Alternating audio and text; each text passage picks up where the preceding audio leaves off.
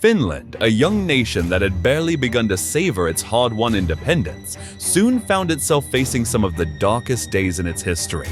The looming shadow of World War II threatened to engulf the entire continent of Europe, and Finland was no exception. In the face of overwhelming odds and powerful adversaries, this small but resilient nation stood its ground, fighting fiercely for its very existence. This is the gripping tale of Finland during World War II, a story of courage, tenacity, and the unyielding spirit of a people who refused to be conquered. Finland's independence, declared on December 6, 1917, was born out of the turmoil of the Russian Revolution and immediately tested by a brutal civil war. Emerging victorious, Finland faced the challenge of consolidating its sovereignty throughout the 1920s and 1930s, building its economy and political institutions while confronting the looming threat from the Soviet Union. Despite its precarious position between major powers, Finland worked tirelessly to secure its place as a sovereign nation. As Europe edged closer to the brink of war, Finland's position became increasingly precarious. In August 1939, the world was stunned by the signing of the Molotov-Ribbentrop Pact, a non-aggression treaty between Nazi Germany and the Soviet Union. Hidden within this pact was a secret protocol that divided Eastern Europe into spheres of influence, with Finland falling under Soviet interest. This agreement would soon have dire consequences for the Finnish people. In the months after the pact, the Soviet Union pressured Finland for territorial concessions to protect Leningrad, demanding strategic areas in exchange for land in Soviet Karelia. Despite ongoing negotiations in late 1939, Finland refused, fearing for its sovereignty. By November, it was clear that the Soviet Union, under Stalin, was prepared to use force to achieve its goals. The Finnish defense was organized under Marshal Carl Gustav Emil Mannerheim, a seasoned military leader who had fought in both the Russo-Japanese War and World War I. Despite being vastly outnumbered and outgunned, the Finns had two significant advantages: their intimate knowledge of the harsh, wintry terrain and their unbreakable resolve to defend their homeland. On November 26, 1939, an incident occurred at the border village of Manila, where Soviet artillery allegedly fired upon their own troops, an act they quickly blamed on the Finns. This incident, widely regarded as a fabricated pretext, provided the Soviets with the justification they needed to launch a full-scale invasion. 4 days later, on November 30, 1939, the Soviet Union unleashed its massive military machine against Finland, marking the beginning of the Winter War. Over 400,000 Soviet troops, supported by thousands of tanks and aircraft, poured across the Finnish border. The Soviet plan was straightforward: a quick and decisive victory, with the expectation that Finland would crumble under the sheer weight of the Red Army's might. However, what they encountered was far from what they had anticipated. In the early days of the war, the Soviets launched a three-pronged attack along the Karelian Isthmus in the south, through central Finland, and along the Arctic front near Petsamo.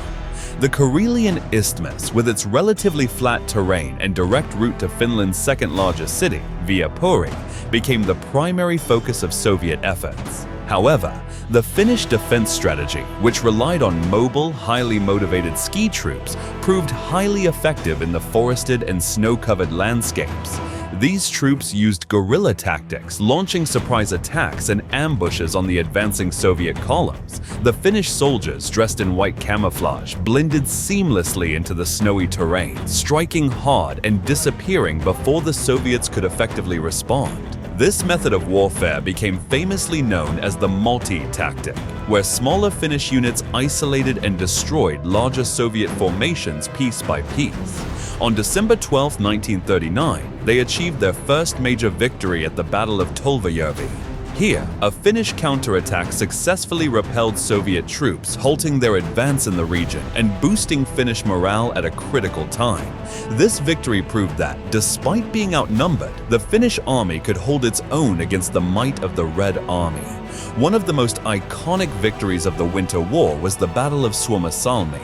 Between December 1939 and January 1940, Finnish forces employed guerrilla tactics to devastating effect, surrounding and decimating two Soviet divisions. This battle not only halted the Soviet advance in central Finland, but also became a symbol of Finnish resilience and ingenuity in the face of overwhelming odds. In the far north, the Soviets aimed to cut off Finland from potential aid by capturing the port of Petsamo and advancing towards the Gulf of Bothnia. However, Finnish resistance, combined with the extreme cold and difficult terrain, slowed the Soviet advance to a crawl. Further highlighting the tenacity of Finnish forces was the Battle of Kola, which stretched from December 1939 to the end of the war in March 1940. Despite being heavily outnumbered, the Finnish defenders held their ground against relentless Soviet assaults. The phrase "Kola kestää," "Kola holds," became a rallying cry, embodying the unyielding spirit of the Finnish soldiers. In early January 1940, Finnish forces achieved another significant victory at the Battle of WWII Road. Utilizing their knowledge of the terrain and employing ambush tactics, they annihilated a Soviet division advancing along a narrow snow-covered road. The victory not only destroyed a critical Soviet force, but also resulted in the capture of vast amounts of Soviet equipment, further bolstering the Finnish war effort. Despite these early successes, the situation remained dire for Finland.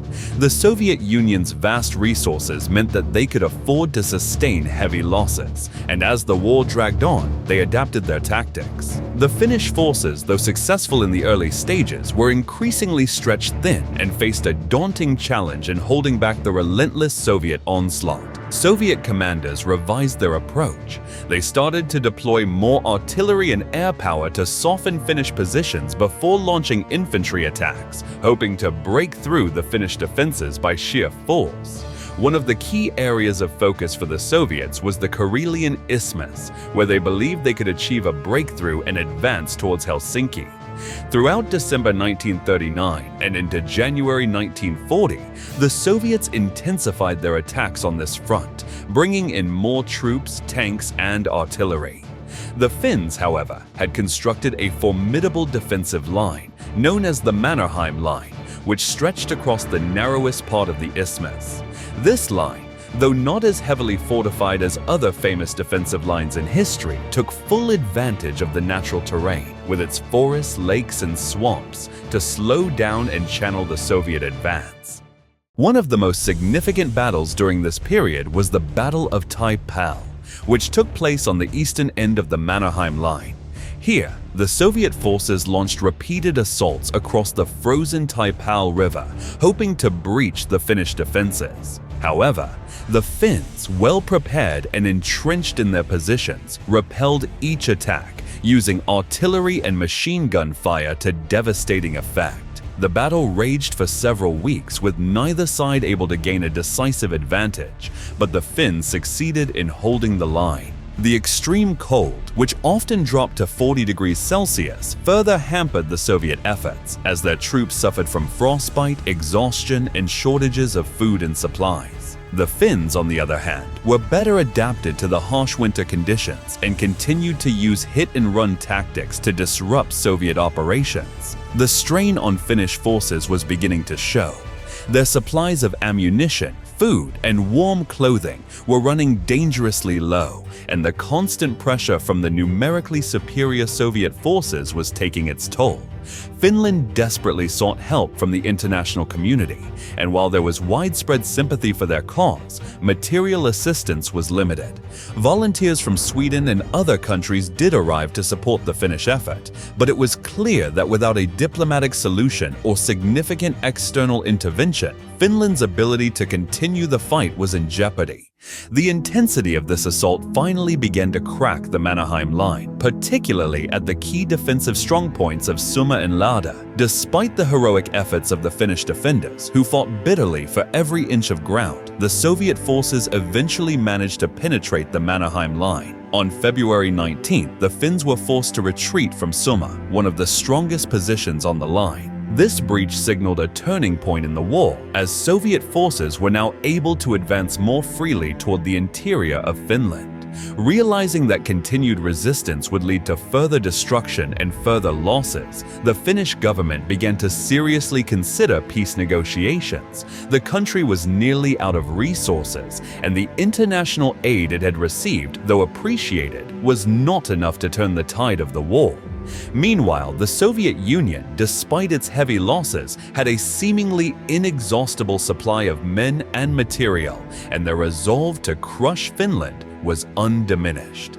In late February 1940, Finland reached out to the Soviet Union, signaling a willingness to negotiate an end to the conflict.